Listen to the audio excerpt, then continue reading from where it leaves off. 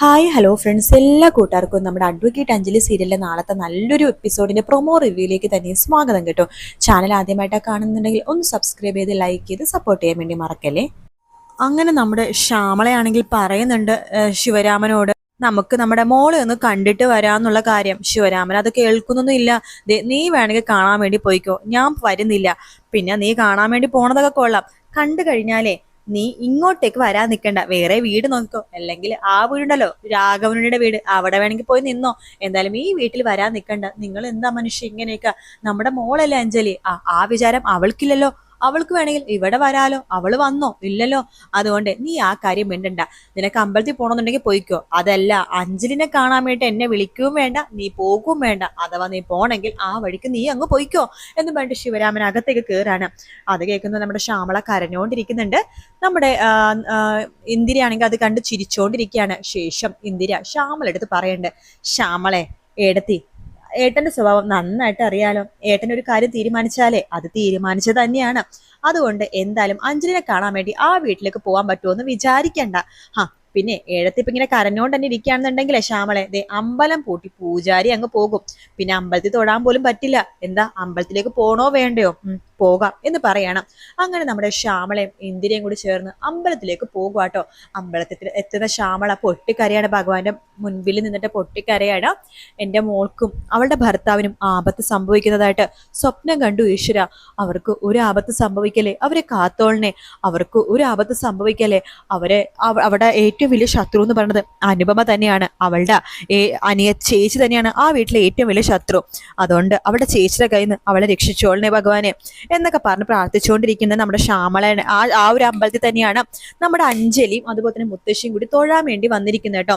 അഞ്ജലിയും അങ്ങനെ പ്രാർത്ഥിച്ചുകൊണ്ടിരിക്കുകയാണ്. അമ്മേനെ ഒന്ന് കാണാൻ പറ്റിയിരുന്നെങ്കിലോ, അമ്മേനെ ഒന്ന് കാണണമായിരുന്നു, അച്ഛനെ ഒന്ന് കാണണമായിരുന്നു എന്നൊക്കെ പറഞ്ഞ് പ്രാർത്ഥിച്ചുകൊണ്ടിരുന്നിട്ട് ജസ്റ്റ് ഒന്ന് വലം വെക്കുന്ന സമയത്താണ് അഞ്ജലി ഞെട്ടിച്ചുകൊണ്ട് നിൽക്കുന്നത് തന്റെ അമ്മ വിഷമിച്ച് കരഞ്ഞോണ്ടേ ഇരിക്കുക കേട്ടോ.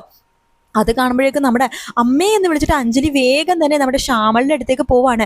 ശ്യാമളക്ക് വിശ്വസിക്കാൻ പറ്റുന്നില്ല. ഈശ്വര, ഇത് അഞ്ജലി തന്നെയല്ലേ? വിശ്വസിക്കാൻ പറ്റുന്നില്ല. ഇപ്പോ ദൈവങ്ങളോട് പ്രാർത്ഥിച്ചേ ഉള്ളൂ തന്റെ മകളെ ഒന്ന് കാണണോന്ന്. അപ്പോഴേക്കും അഞ്ജലി മുമ്പിലേക്ക് വന്നിരിക്കുന്നു.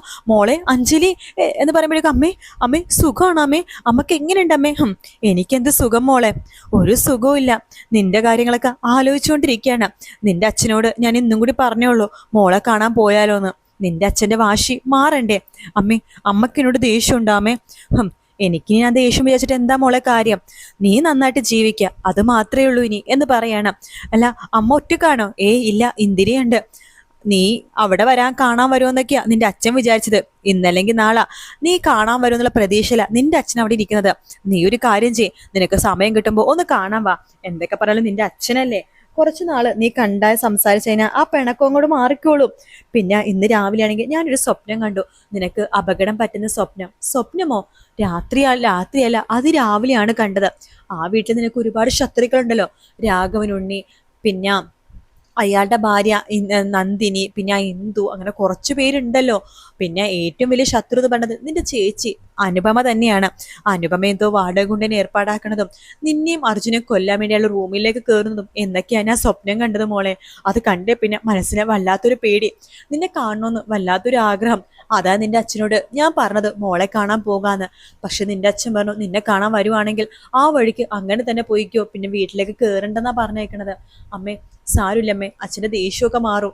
പിന്നെ ഞാൻ പറഞ്ഞതല്ലേ വിവാഹം നടക്കാനുള്ള സാഹചര്യമൊക്കെ ഞാൻ അച്ഛനോട് അമ്മയുടെ അടുത്ത് തുറന്ന് പറഞ്ഞതല്ലേ. എനിക്കൊന്നും ചെയ്യാൻ പറ്റാത്ത അവസ്ഥയായിരുന്നു അമ്മേ. അതുകൊണ്ട് ആ വിവാഹം അങ്ങനെയൊക്കെ നടന്നത്. അല്ലാതെ നിങ്ങളുടെ വാക്ക് കേൾക്കാത്ത ഒരു മകളാണ് ഞാനെന്ന് നിങ്ങൾക്ക് തോന്നുന്നുണ്ടോ മോളെ? എനിക്ക് മനസ്സിലായി, നീ വിഷമിക്കേണ്ട, എല്ലാം ശരിയാകും. ഞാൻ പറഞ്ഞില്ലേ, നിനക്ക് സമയം കിട്ടുമ്പോൾ നീ വീട്ടിൽ വരണം. ചിലപ്പോ അച്ഛൻ വഴക്ക് പറയായിരിക്കും, അത് പതുക്കെ മാറിക്കോളും മോളെ എന്ന് പറയാണ്. ശരിയമ്മേ, ഞാൻ വരാം, വീട്ടിലേക്ക് വരാം. നമ്മളെ കെട്ടിപ്പിടിച്ച് നിൽക്കുകയാണ് നമ്മുടെ ഇന്ദിര. ആ സമയത്താണ് ആ കാഴ്ച കാണുക കേട്ടോ. ആഹാ, അമ്പടി കള്ളി ശ്യാമളെ, നീ അഞ്ജലിനെ കാണാൻ ശംഖുചക്രത്തിൽ പോകണ്ടെന്ന് ഏട്ടൻ പറഞ്ഞപ്പോ അവളെ അമ്പലത്തിലേക്ക് വിളിച്ചു വരുത്തിയാലോ. അപാര ബുദ്ധി തന്നെ. നീ നോക്കിക്കോട് ശ്യാമളെ, ഞാനിത് വീട്ടിൽ പോയിട്ട് ഏട്ടനോട് പറഞ്ഞു കൊടുക്കും. ഇത് കേൾക്കുന്ന ഏട്ടനുണ്ടല്ലോ നിന്നെ ആ വീട്ടിൽ ചവിട്ടി പുറത്താക്കും. നീ പിന്നെ ശംഖുചക്രത്തിലോ എവിടെ വേണമെങ്കിൽ പോയാലും എനിക്കൊരു കുഴപ്പമില്ല. എന്തായാലും കൊള്ളാം നിന്റെ ബുദ്ധി. മോളെ കണ്ടല്ലോ, കാണണോന്ന് വിചാരിച്ചു, നീ കണ്ടു. ഇതെന്തായാലും മേട്ടനോട് പറഞ്ഞേ പറ്റൂ. ശ്യാമളനെ ചവിട്ടി വേണമെങ്കിൽ ചേട്ടൻ പുറത്താക്കട്ടെ എന്നൊക്കെ വിചാരിച്ച് ഇന്ദിര എങ്ങനെ കണ്ടോണ്ടിരിക്കട്ടെ. അപ്പോഴേക്കും അവിടേക്ക് മുത്തശ്ശി വരുന്നുണ്ട്.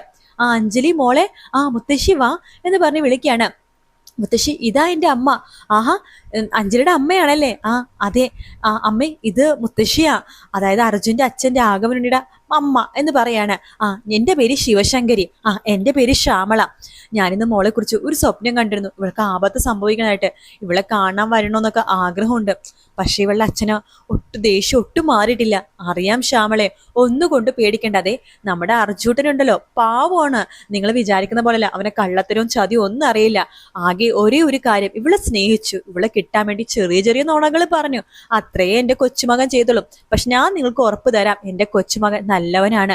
അവനെ നിങ്ങൾ വെറുക്കല്ലേ, ദേഷ്യം ഒന്ന് പെടല്ലേ കേട്ടോ. നിങ്ങൾക്ക് നല്ലൊരു മകനായിരിക്കും എന്റെ കൊച്ചുമകൻ എന്ന് പറയാണ്. എന്തായാലും അമ്മ സൂക്ഷിക്കണം. അറിയാലോ അവിടെ അനുപമ. അറിയാം, ഞാനത് മോളോട് പറഞ്ഞിട്ടുണ്ട്. ആ വീട്ടിൽ ഏറ്റവും സൂക്ഷിക്കേണ്ടത് അനുപമേനെയാണെന്ന്. എന്തായാലും സന്തോഷമായി. ഇങ്ങനൊരു അമ്മ മുത്തശ്ശി നിന്നെ സഹായിക്കാൻ അവിടെ ഉണ്ടല്ലോ മോളെ.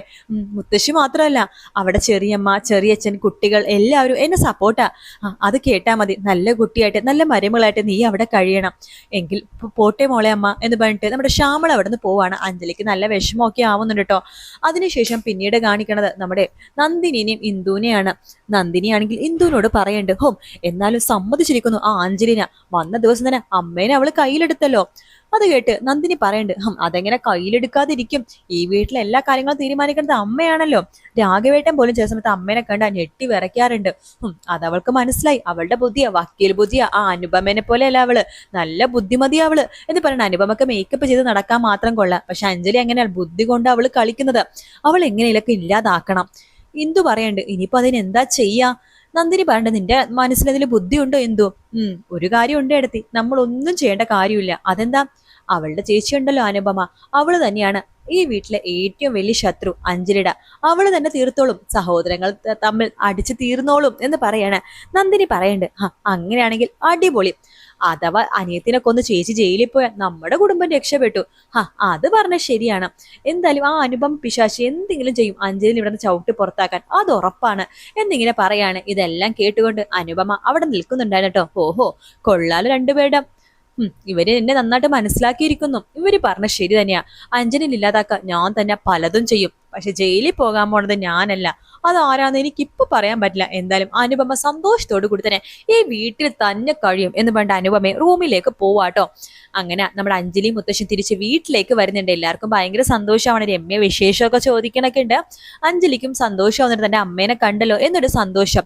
ഇന്ന് ശരിക്കും ശ്യാമള കണ്ടത് സ്വപ്നമാണെങ്കിലും ശരിക്കും അത് നടക്കാൻ പോകുന്ന ഭാഗം തന്നെയാണ് കേട്ടോ. അഞ്ജലിനെ അർജുനെ ഉപദ്രവിക്കാൻ വേണ്ടി ഒരു ഗുണ്ട വരുന്നത്. അത് മിക്കവാറും നാളത്തെ എപ്പിസോഡിലോ മറ്റന്നാളത്തെ എപ്പിസോഡിലോ കാണാൻ വേണ്ടി സാധിക്കും. വീഡിയോ ഇഷ്ടപ്പെട്ട ലൈക്ക് ചെയ്യുക, സബ്സ്ക്രൈബ് ചെയ്യുക, കമന്റ് ചെയ്യുക. മറ്റൊരു വീട്ടിൽ കാണാം. Take care, bye bye.